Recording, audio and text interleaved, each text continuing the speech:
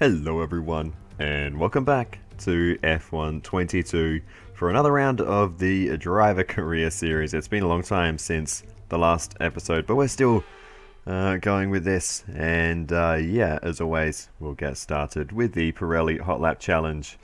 Miami today, as we prepare for the race weekend and to return to the Formula 1 games as a whole, to be fair. So yeah, a nice way to get warmed up. We need to do 2 laps, and the timer, as I found out, 4 minutes and 24 seconds for gold is pretty generous, to be honest. But yeah, we've got an Aston Martin to cruise around in for this one, and yeah, like I said, good chance to also to some extent relearn the circuit. It's one of those tracks, obviously relatively new to Formula 1 and the Formula 1 games, so yeah, it does take a little bit each time I come back here to get used to it again, but yeah, let's see how things go. We've jumped straight onto the second lap of the time trial just to save a bit of time, because of course we don't really need to spend too much time on this at the start of the video, but just to show the car and the circuit a little bit before we get into it. Obviously not really comparable to a Formula 1 car, this thing, and the traction through the corners is pretty shocking, but it does take these curbs through towards the end of the lap very well, as we give the wall a little bit of a bump there.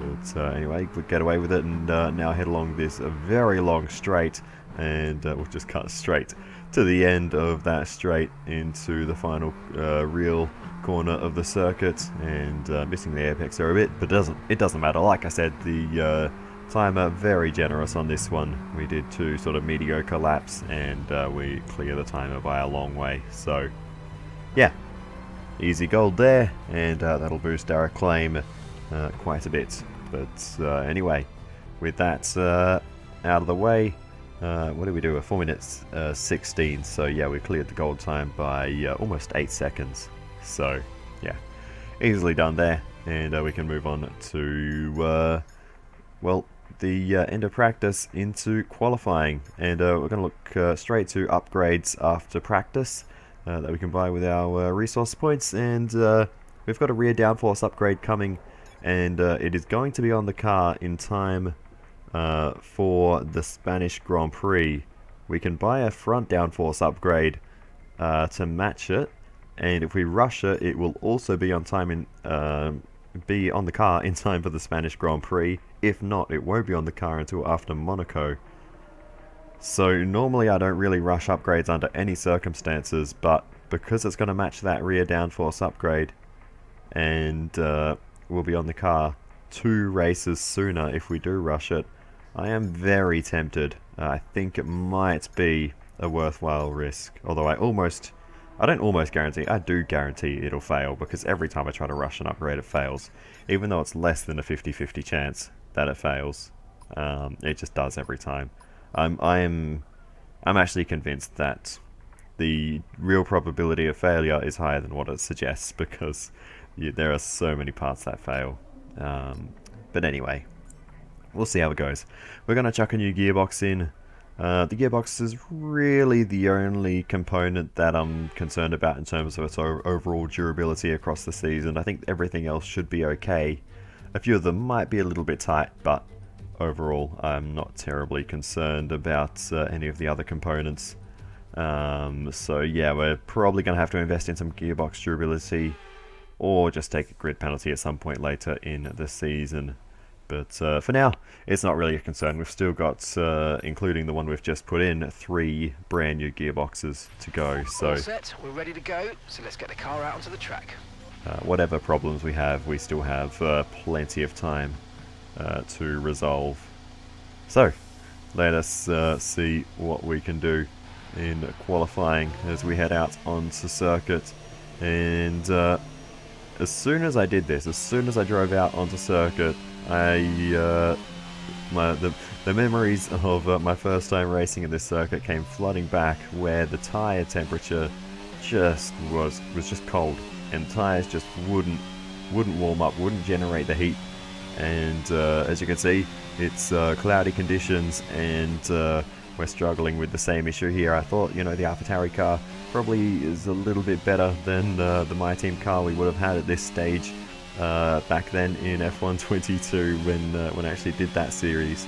But alas, it is still an issue, and yeah, we're still struggling for tyre temperatures. I thought maybe, you know, this car could carry some better speed through the corners and warm up the tyres better, but it's still an issue, and it's just something we're going to have to deal with on our outlaps.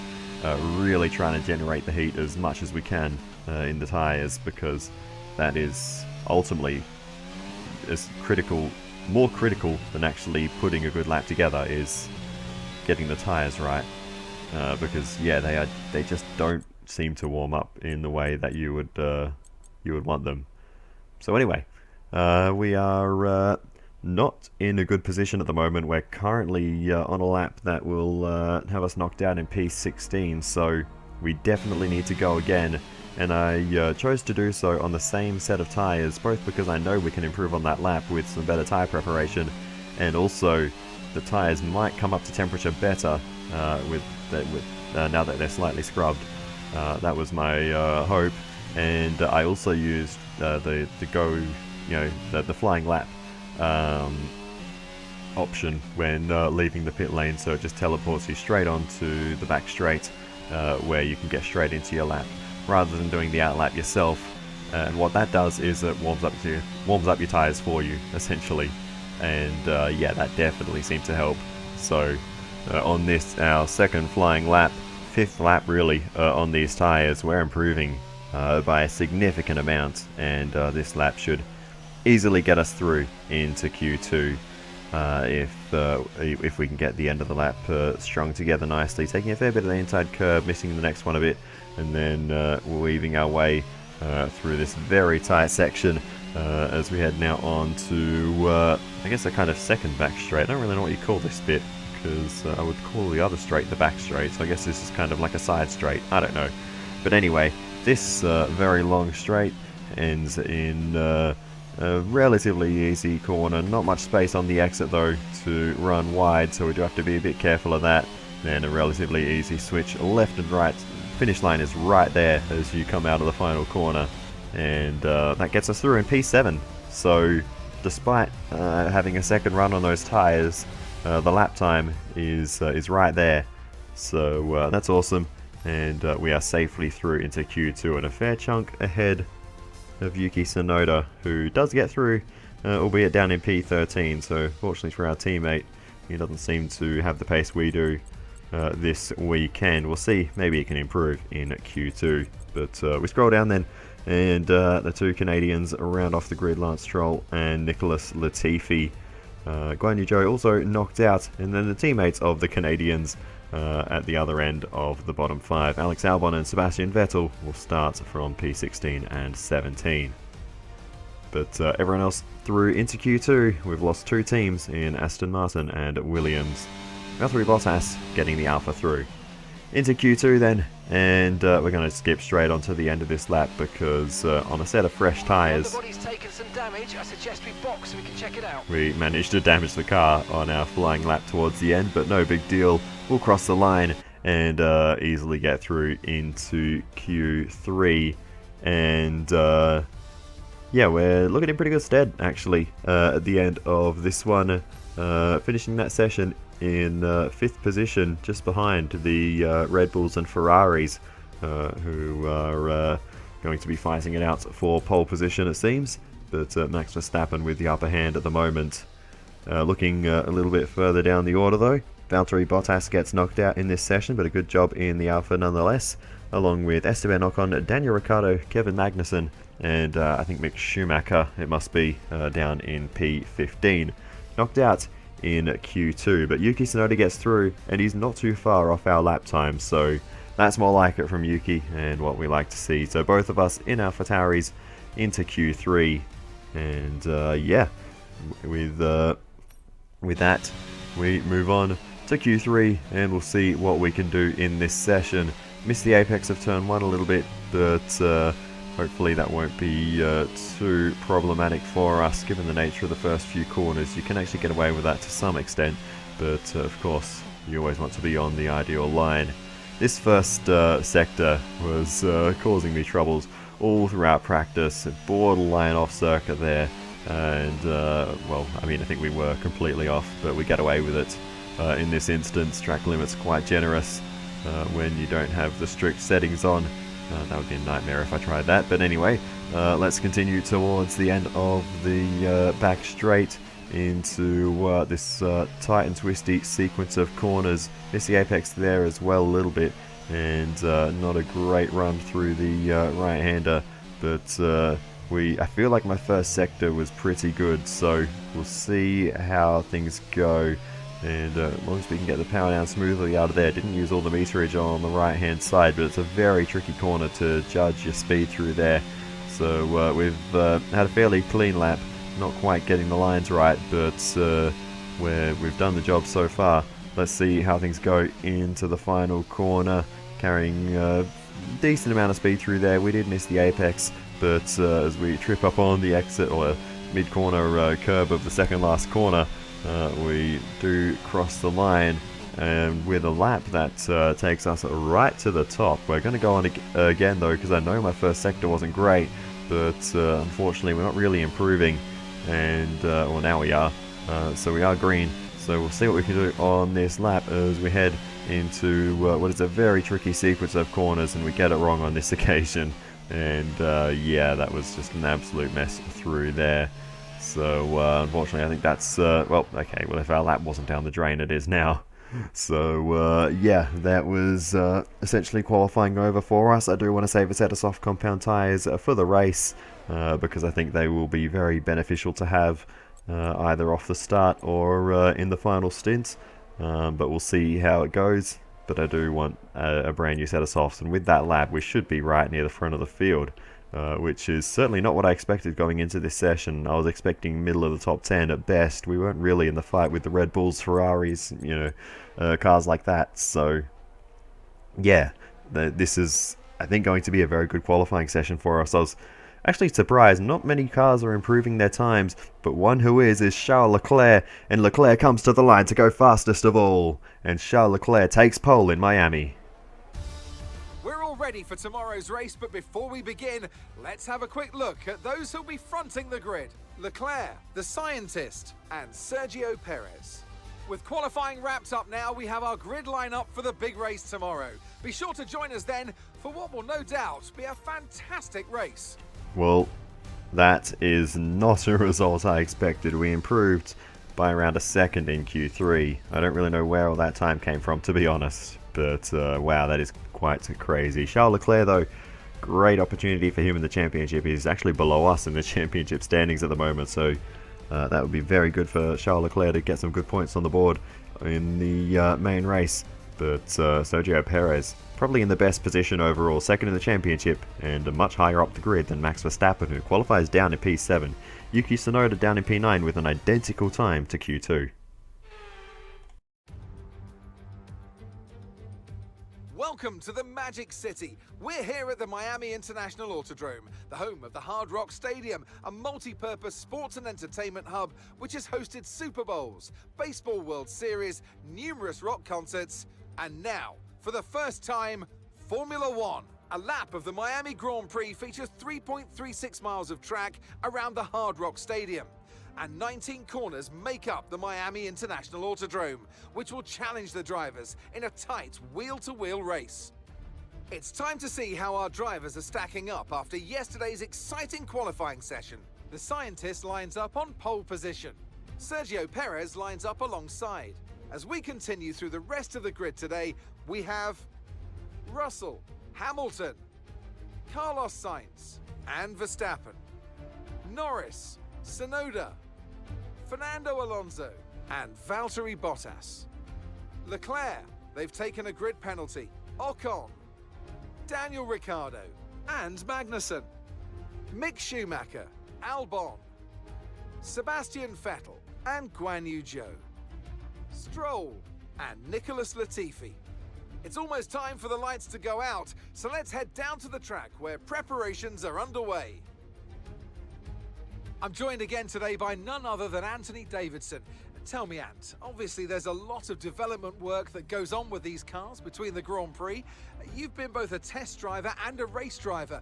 What differences are there in the way that you approach those roles? Yeah, it's an interesting question. They're two very different mindsets. In the old days, of course, they used to cover up to 15,000 kilometers of testing in a season, and that role would be more about working for the team, trying to help them improve the car and drive as systematically as possible, so that the data could be analysed in the most consistent way.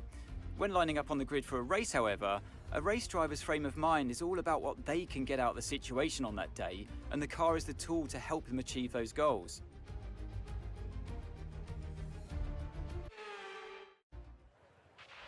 Okay, now that we've got some good points on the board, let's continue this form and aim for another top 10 finish. Oh, what a disaster for Charles Leclerc. Pole position and penalised down to 11th. With a 10-place grid penalty. That's obviously for some changes in componentry in that car, but wow, that's disappointing for Charles Leclerc, who had a lot of speed to snatch that pole away from the Red Bulls, who were very quick throughout the earlier sessions. We now inherit that pole position, which is kind of crazy. We're going to start on mediums, do 2 mediums to softs for our strategy, and yeah, do a nice quick stint at the end as we now go to the 5 red lights. And we're underway for the Miami Grand Prix from pole position, and we get a decent enough start. We're going to lead the way into turn 1, take the apex, and we have managed to generate some amount of grip on the formation lap, but not too much because we do understeer very wide there, but looks like everyone else struggling behind as well, so looks like we've been able to skip away off the start. I don't know if that'll continue. Horrible line through there though, and we get all out of sync through that sequence, so we're going to lose out a little bit through that section, but we still maintain the race lead as we race our way up now along the back straight. We've got Sergio Perez not too far behind us, and the Mexican driver will be determined to win this one. This is a huge opportunity in the championship, so Perez will need to capitalize and take the 25 points for the race victory if he wants any chance at closing that margin to Max Verstappen, who for sure will be charging through the field starting down in P7. But we've gotten away with a clean start here as we work our way through towards the final sector, getting through that tight sequence. Okay, no issues with tyre wear for now. Keep taking care of them. No damage on lap 1, but Sergio Perez is closing in the Mexican driver to the inside as we head towards the final corner, and Sergio Perez I think is going to get through. We give him a little bit of a squeeze, but he's not going to budge, and Sergio Perez takes the race lead before lap 1 has even been completed, and Sergio Perez moves up into first. That's huge for the Mexican driver. No need to worry about the tyre condition for now. Everything's looking good. And yeah, once again checking that damage, but Sergio Perez through with no contact, so yeah, no harm done to the car there, and hopefully we can just tag along with Sergio Perez, stay in the slipstream and the DRS, and maybe Perez can just tow us along and pull us away from the cars behind. We're pretty quick through there. Sergio Perez has allowed us to close back in. We're not really going to be trying to fight Perez too much. The ideal way for this race to play out is for the two of us to work together and pull away from everyone else. Well, by work together, I mean Sergio Perez can just pull me along. I won't be helping him too much. But here we go on board with Max Verstappen off the start. He actually lost a position. He's starting on the hards. The hard tyres were pretty much off the table in terms of strategy, but Max Verstappen, I think his hand was forced into trying something different. Maybe he didn't save any softs after qualifying, so that strategy might have just been ruled out from the start. So Max Verstappen left with a few options, but as we continue to race on, bit of a moment there into the final sequence of corners, just in defense of George Russell, who is all over us, and it's pretty clear at this stage that we don't have the pace to run this high up the field, but we're going to defend and hold on as much as we can. Sergio Perez I think is gone, so I don't think there's going to be much we can do about Sergio Perez. We're not racing him anymore, but we're not really losing anything by defending from George Russell, so we might as well do it and try and you know, back up the pack behind us if we can. But we hold off George Russell for now, and yeah, as we run a little bit wide there, we are able to hold on. Charles Leclerc just in behind Fernando Alonso, who locks up just in front but manages to hold on to the position. So Charles Leclerc also having to work through the field in this one. But oh, George Russell has a problem, and George Russell from 3rd position, his hopes go up in smoke as the engine fails on the Mercedes car. Scrapes the wall there too. Wow, that's been a little bit of extra damage that the Mercedes mechanics would rather have not had to fix. But anyway, George Russell out from P3. Disaster for the British driver. And that is Max Verstappen starting to move forwards in this race, fighting away with Lando Norris. Norris holds on, so the hard tyres on the Red Bull not working quite yet for Max Verstappen. He's really trying to make some progress through the field. He's already dropped that 1 position from the start, so yeah, Max Verstappen, the race has not gone to plan so far, and these overtakes can't cost time. Max Verstappen needs to be on an absolute charge, and every second he spends behind Lando Norris is a second he won't get back. But Verstappen down the inside and gets the move done into the final sequence of corners, clears Lando Norris, and moves up back to where he started in this race. He's actually moved up into the top 5 eventually with that, so yeah, Verstappen isn't as far out as it probably seems. Okay, the car ahead's beginning to pull away. You know what to do.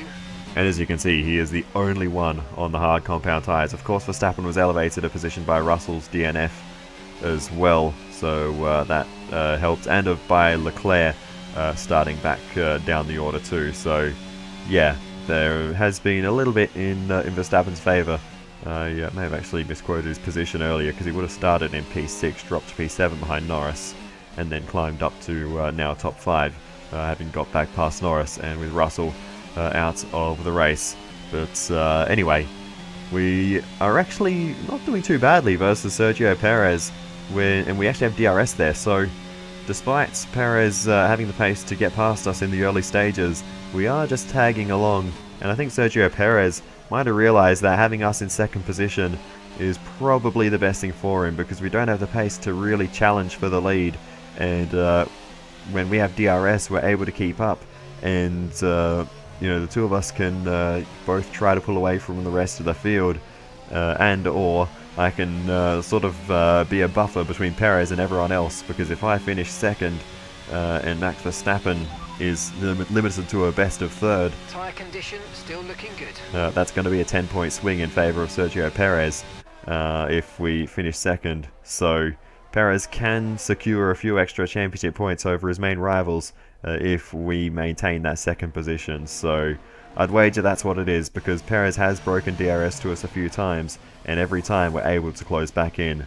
Verstappen's into the pits though, and it's a set of the medium tyres going on for the Red Bull car, and yeah, that's going to be a much better stint coming for Max Verstappen. It'll most likely be 2 medium stints to the end. He was actually very close to coming out behind Valtteri Bottas, but alas, not a worry for Max Verstappen. Comes out in some nice clean air, and that is perfect for the way his strategy needs to play out.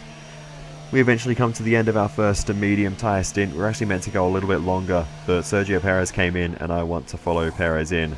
We actually lost DRS. Perfect job on the turn in there, mate. Looks like a nice stop time. We're happy with that one. And a bit of pace generally. You only have to stop once now. 1 stop left. Towards the end of that stint, so yeah, we really did need a good pit stop cycle, a good stop by the crew to help us close back in, and I think we have managed to do that slightly, but yeah, we do need to push very hard on these next few laps to make sure we can get back within range of Sergio Perez. While the tyres are good, we need to make the absolute most of them and get ourselves back within DRS range. But ready to go. It's Perez ahead of you. Our gap to the car in front is 2.4 seconds. They're on fresh mediums. So yeah, Perez Did break away from us, but as you can see... The underbody's taken some damage. You might start to notice it soon. Oh. No tyre concerns at the moment. Just focus on the driving. Underbody damage. That's not good.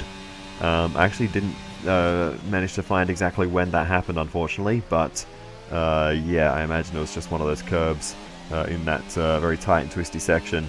But we have managed to close back into Sergio Perez, so again, the Mexican driver, I feel like he waited for us to close back in. I think he wants us in DRS range, because this gap ebbs and flows in the same way all the time. As soon as Perez starts moving ahead, oh, there's a bit of lap traffic for us. That's not ideal, and that did cost us a little bit of time as we had to hesitate there. So that's not really the best, but we'll push on and hope we can make up for that. But yeah, not a great run through turn 1 either. So yeah, we've dropped out of DRS range of Perez once more, so it'll be interesting to see what happens this time. But I suspect the same cycle will continue. And as we carry on, Perez is getting held up by a lapped car there. It's Mick Schumacher up the road. The German gets out the way, but only a few corners too late. He puts the brakes on there halfway down the straight to allow us to go through much more easily, and that's closed the gap between myself and Perez once more. Here's the onboard with Sergio Perez, and yeah, just painful behind Mick Schumacher there. And yeah, unfortunately, I think Schumacher probably could have done that a little bit sooner. Here's the replay from the offboard, and you can see Perez was tucked right in behind, and yeah, was not given an easy path through. But eventually Schumacher did get out the way and put the anchors on the apex of that very slight right-hander to help us get through. And oh, that was very tight with Max Verstappen, and the Dutchman now trying to make the move on Mick Schumacher, who still refuses to let Max Verstappen through. Mick Schumacher is getting blue flagged. This is not for position. This is Mick Schumacher disobeying blue flags. Now lets Max Verstappen through, but that has cost the Dutchman seconds. My goodness. That was dreadful for Mick Schumacher. And here's the onboard with Max Verstappen, who got a massive squeeze to the wall. And there was contact. Contact between Verstappen and Schumacher. Damage. There's a little nick out of that front wing, and Max Verstappen, in fact both Red Bull drivers, will be absolutely fuming over that one. That was out of order, unfortunately, for Mick Schumacher. Here's the onboard with Verstappen now, coming into pits. No front wing change, so Red Bull clearly think that's okay to continue, but Verstappen doing his second stop now onto another set of the mediums, though those tyres will go to the end of the race. So yeah, Verstappen is going to get a fairly significant undercut on us, but we're going to go onto the softs, along with Sergio Perez. I assume we'll also be going onto those soft tyres. You only have to stop once now, one stop left. Your pit window opens in 8 laps time. 8 laps time, give or take, because I'm just going to follow Perez in, so if Perez comes in earlier or later, I'll just do the same. But yeah, that is a huge shake-up in this race. As Mick Schumacher's allowed us to get back within DRS as Verstappen makes the move on Charles Leclerc there to get through and start gaining some places once more. But the traffic shouldn't be too much of an issue for Verstappen. We're going to box this lap and push hard on the in-lap. And yeah, it eventually comes time for us to box. A few laps later, and yeah, there hasn't really been too much for us at this stage of the race. We're just tagging along with Sergio Perez as Max Verstappen is tucked right in behind, now making the move on Carlos Sainz as they go side by side, and Verstappen had to back out of it there, wasn't confident to make the move through those few little wavy corners at the start of the back straight. Now the Dutchman goes for the move around the outside of Carlos Sainz. Side by side they go through this long sweeping right-hander, and Max Verstappen gets through and moves up into 3rd position. So again, that overtake probably took a bit longer than it needed to for Max Verstappen, cost a second or two. And here's the onboard, and yeah, Verstappen was able to get alongside, but just had to lift out of it there. He wasn't confident enough to go side by side with Sainz through that sequence. and then went full send around the outside here. Fair play to Carlos Sainz for giving Max the room on the outside. This is a great side-by-side battle between these two. Plenty of respect given. Then Verstappen takes the apex of the left-hand kink there to take the position. Back on board with myself then, and Sergio Perez is not going to box on the lap we were scheduled to, so we're going to go again. We have brand new softs to go onto, so we can do probably a bit of a longer stint than Sergio Perez, who I assume would not have brand new softs. He probably spent all the sets in qualifying, so as we have a bit of a moment there through the right-hander, we might have a bit of an advantage, and we might just have to trudge around on old mediums, but eventually it gets to the point at the end of that lap where I just want the new softs, and I'm getting more concerned about Max Verstappen getting the undercut, because he is carved into that margin, setting fastest laps of the race. So I want to cover off Max. I don't want to let him get too far up the road, because as things stand, he will be in front of us as we come out of the pits. Perfect job from you and the crew there, mate. We're delighted with that. And with an undercut on Sergio Perez, better tyres than Verstappen, we could actually be in a very good position. After these tyres now, we want to finish the race on this compound. And Sergio Perez has absolutely towed us to a podium minimum in this race. The Ferraris are no threat to us at this point. Even if we're left to our own devices for the rest of the race, I think we are going to be okay. But at the end of that lap, Sergio Perez does come into the pits, so we will have a lap's undercut on Perez, and we're going to be on brand new softs for the lap, so hopefully we can come out in good shape. But Perez entered the pits, and Sergio Perez does fit a set of soft compound tyres, so we are both going to be lightning fast to the end of the race, chasing down Max Verstappen. The Ferraris might be in amongst it, but I think they will have pit stops to go, as we're in behind Charles Leclerc as we head towards the final sequence. Leclerc covers, we go for the move down the inside though, and we'll force it here. Make the move on Charles Leclerc. Be a little bit aggressive squeezing him out on the exit there, but nonetheless we're through, and we've moved ourselves up into what is essentially going to be second or third position, depends if our undercut on Sergio Perez is successful. There's the replay of the move though on Charles Leclerc as we get that one done.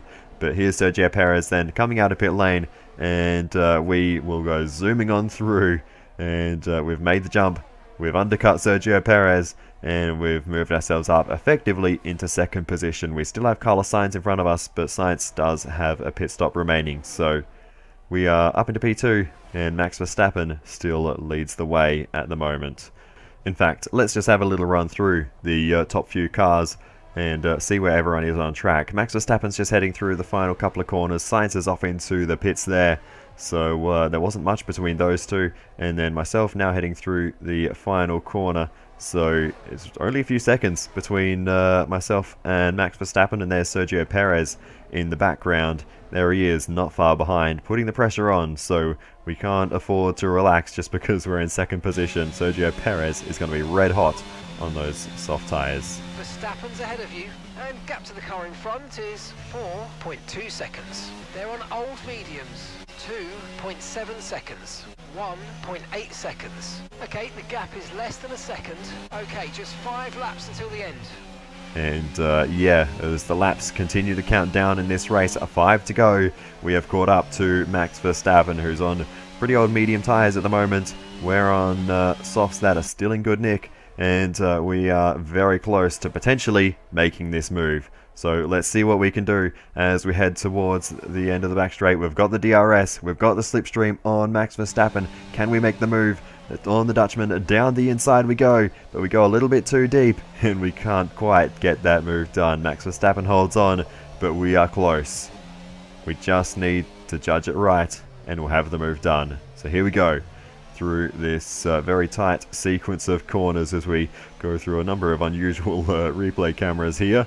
But hopefully we can generate a good exit and get in the slipstream once more of Max Verstappen as we head towards the final complex of corners. Max Verstappen, where's he going to go? He covers, we move further to the inside, all the way to the wall as we dive down the inside of Max Verstappen, get it stopped nicely on the apex, squeeze him all the way out of road there. We actually grazed the barrier ourselves through that corner, but Verstappen was already behind us at that point. Here's the on board with Max Verstappen.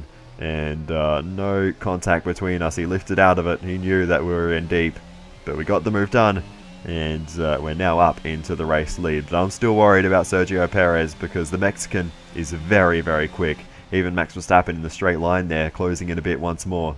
And with the soft tyres we're on, they will fade towards the end of the race. And Max Verstappen actually seems very slow through those few corners, so I'm not sure what's going on there with the Dutchman. But Verstappen clearly has an issue because there's Sergio Perez. He's ranged up onto the back of his teammate, and the Red Bulls now separated by just a few tenths as they come onto the back straight. Sergio Perez is going to get a move done very soon. He's going side by side with Max Verstappen already. Not quite going to make the move there. Going to stay single file and wait for the DRS for Sergio Perez there. But this move is coming, and Verstappen seems to be struggling with an issue. Sergio Perez goes for the move. He's already clear, goes a touch deep into the left-hander, but gets the move done nicely and begins to stretch away immediately. So Verstappen has an issue, and whatever happened when we made that overtake, there was no contact. But since then, first position, front of the pack.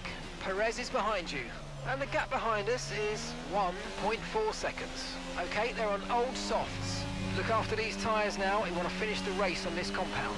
Come on, just 3 laps to go. 3 laps. But yeah, since then, Verstappen has been very slow. So something wrong with the Dutchman's car.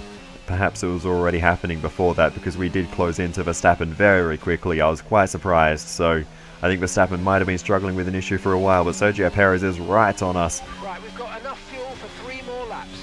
3 laps to go in this race. And we are under a lot of pressure from Sergio Perez. We pushed our tyres very hard at the start of this stint as Mick Schumacher looks like he stayed out of the way nicely this time, and it won't be an issue for neither us or Sergio Perez. He's on board with Perez just to see how it looked from this angle, and yeah, Mick Schumacher well out of the way on that occasion, and learning from the first experience. But anyway, back on board with myself. And we've got more lap traffic to deal with, and it could be the deciding factor in this race, depending on how it all plays out. It's Daniel Ricciardo this time who's just outside the top 10. We'll make the move down the inside into this little chicane. We'll get through nicely, but I don't know if Sergio Perez has had the same luck. He's still stuck behind Daniel Ricciardo, who now moves out the way. We've only got 1 lap of fuel remaining. But that was disastrous for Sergio Perez. And that's cost some unnecessary time. They continue to go side by side. Daniel Ricciardo finally slots back into line, but you can see why he was hesitant to give up too much time there, because here comes Mick Schumacher down the inside of Daniel Ricciardo, and contact between the two of them. Mick Schumacher locking up in the braking zone there and careens straight into Ricciardo's front wing, and unfortunately that sends the Aussie into pit lane. And I mean, it wasn't for points anyway. That was a fight for 11th position, but Mick Schumacher saw the opportunity, went for the opportunity, and unfortunately made a mess of the opportunity. New front wing goes on for Daniel Ricciardo, but that sends the McLaren driver tumbling down the order at the end of this one. But that fight, like I said, was ultimately not for points. Here's the on board with Sergio Perez, and I mean, to be fair, unless Ricciardo went bouncing over the chicane, there wasn't too much he could do to get out of the way there. So he did all he could really to get out of the way, but perhaps he didn't even know there were 2 cars coming. Here's the on board with Ricciardo though, and Mick Schumacher was not ever going to get that car stopped down the inside, locked up, and yeah, sends Ricciardo off into pit lane. Ricciardo very quick to pick up on that front wing damage, considering he was he hadn't even turned a corner since getting that damage. But anyway, yeah, we go on board. This is Mick Schumacher, and you can see why he was incentivized. The run looked pretty good, and was gaining nicely on Ricciardo, but just I think he released the brakes to make sure he got well down the inside, and then realized he was on a collision course. Okay, this is your final lap of the race. With Sergio Perez, stomped on the brakes again, and then that caused a lock-up. So just a bit of a messy move from Schumacher there, and yeah, and unfortunately sends Ricciardo into the pits.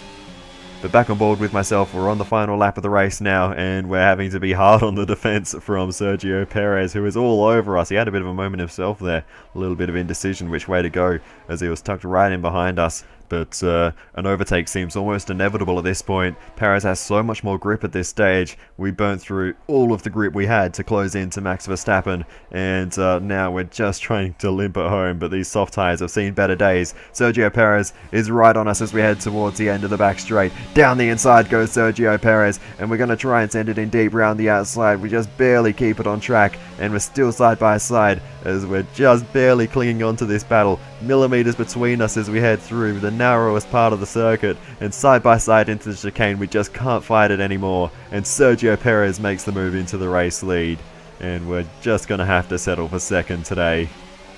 The miracle just couldn't quite come true for us, and Sergio Perez is going to gain a massive chunk of points in the championship thanks to this overtake.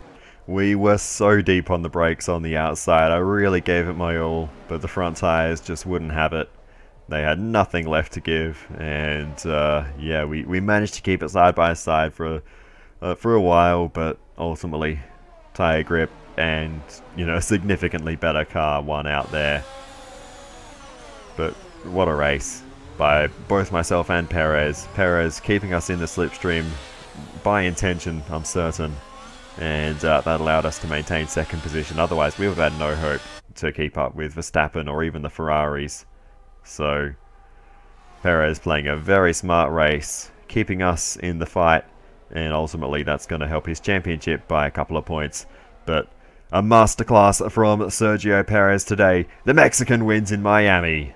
What a performance from Sergio Perez to take victory, and has a huge 25 points for his championship. A good day of damage limitation for Max Verstappen, who would just barely cling on to third ahead of Carlos Sainz, who was closing in to take P4 at the line. But, yeah. Well done, good finish. You stepped up and achieved what we asked. Good job. P2 for us. What an awesome race. That was absolute perfection between myself and Perez. Couldn't have gone better. Here we are then, a phenomenal Miami Grand Prix, and what a great show of skill from our race winners today.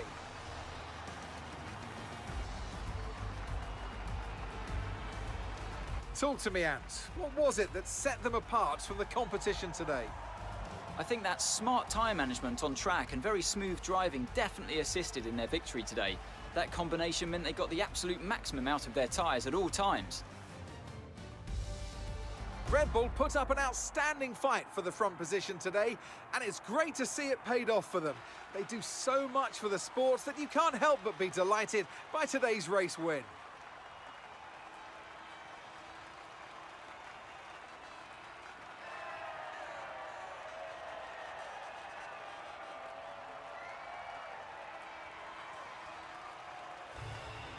Championship hopes reignite for Sergio Perez, who closes the margin to Verstappen to just 3 points. We finish in second position for our best result of the season. Max Verstappen third makes it a Red Bull family 1-2-3. Let's have a quick look at how the drivers' standings have changed. Despite the best efforts of our championship leader, that lead has taken a bit of a knock today. So, Anthony Davidson, who would you rank as your driver of the day? Mick Schumacher gets my vote today. Let's move on to the constructors. And pulling further ahead in the standings, it's Red Bull. Meanwhile, AlphaTauri's strong weekend allows them to continue their march up the table. Well, that was certainly an exciting weekend of Formula One. Be sure to join us for more exciting Formula One action very soon.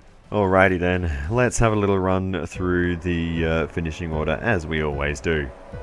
Obviously it was Perez, myself and Max Verstappen rounding off the podium. Then it's the two Ferraris of Carlos Sainz and Charles Leclerc, who managed to recover to P5. P6 for Lewis Hamilton, P7 for Lando Norris. Fernando Alonso finishes in 8th position. P9 for Esteban Ocon, who was knocked out in Q2 but gets points at the end of the day. And Valtteri Bottas rounding out the points for Alfa Romeo. Daniel Ricciardo actually only dropped to P13 in the end, so despite having that fight with Mick Schumacher and losing out with the front wing damage, he actually only ended up losing ultimately 1 position to Yuki Tsunoda at the end there, so probably not as bad as it could have been for Daniel Ricciardo. but they were all, of course, off the lead lap, so we can't really see the gaps between them. But anyway, we actually got the fastest lap in that race, which, I mean, it makes sense. We finished on softs, unlike most, so yeah, we really had a good opportunity to do that. Yeah, as we look at the championship standings, though, after that round, Sergio Perez just 3 points behind Max Verstappen, so that is a huge gain for Sergio Perez in the championship standings. So that fight will continue on. Everyone else more than a full round behind, though, so it really is a Red Bull fight at the top of the table there. In terms of the constructors, of course, Red Bull lead the way ahead of Ferrari, who sits second, albeit 85 points adrift. Just 14 points ahead of Mercedes, and we are a little bit further back, 134 points off the championship lead, 35 away from Mercedes, and actually just barely ahead of McLaren, so we're not doing too bad in the championship standings, fourth at the moment behind the big three, so that is where we are at the moment. But anyway, what is there to say about that race? That was just awesome. To be able to keep up with Sergio Perez with the slipstream and DRS and use that throughout the entire race, not just a stint like we have been able to do sometimes in the past. That was just awesome. But anyway, we are absolutely belting Kevin Magnussen in our rivalry. We are 22 points to 9. So, wow, we are looking good there. Acclaim's up to level 8, so we're rising through the ranks nicely. But anyway, that podium, I'm sure, will definitely help in that regard. But it's time to see what upgrades we're going to have for the next round. Our resource points come in, but anyway, let's see. First of all, we're going to purchase a fuel efficiency upgrade, the fuel injection system. That'll be on the car in time for Monaco, hopefully, which could be ideal to start with a lighter car there. We had a major issue on the production line earlier this week, so the entire development package for the weekend has failed. Any redevelopments will need to be ordered from the R&D screen. Rightio, so that was a central under tray weight reduction upgrade. That just failed. That will be still on the car in time for Spain. It's just going to cost us an extra few resource points, but performance-wise, that would be a huge hit. We're not great in the chassis department, so we really do need that upgrade on the car as soon as possible. We had a major issue on the production line earlier this week, so the entire development package for the weekend has failed. Any redevelopments will need to be ordered from the R&D screen.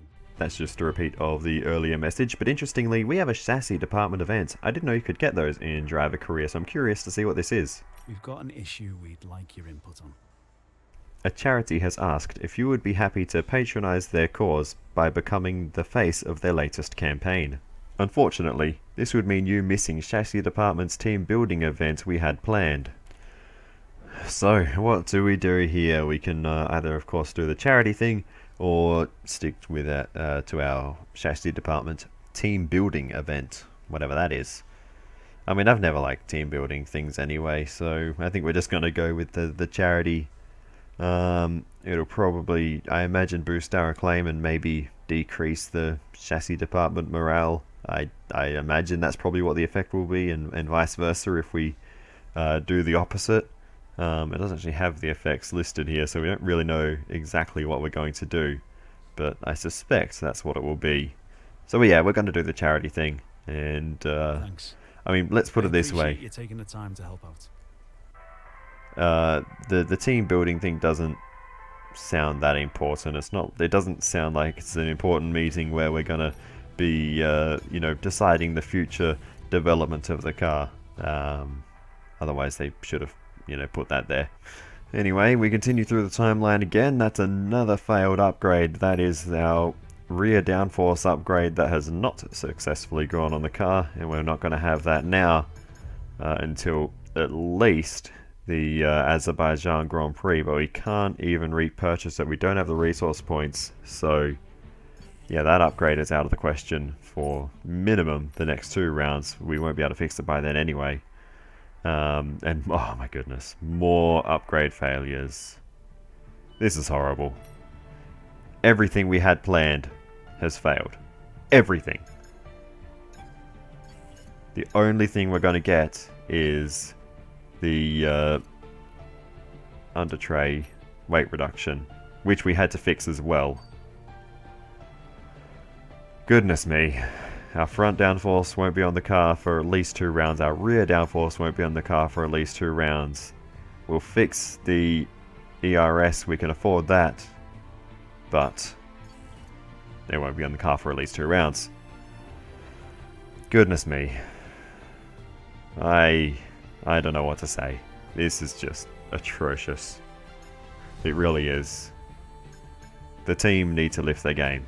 If we want to be competitive and, you know, score more results like what we did in Miami, we can't rely on good luck and slipstream every round. At some point, we need some more performance out of the car. And it's just not happening. Well, we'll see how things go next time in Spain. We do have some minor improvements, but it's gonna be a pretty tough task, I think. But we'll see how it goes. On the plus side, I believe this is the first round this season where we have not encountered some kind of mechanical drama mid-race. And we were able to get through the whole thing without ever having to worry about that. So, baby steps. But anyway, that is going to do it for this one, so I will say thank you so much for watching all the way to the end. I really do appreciate it. Please feel free to give me some feedback in the comments, it's always very helpful. Other than that, I'll see you in the next one, and goodbye.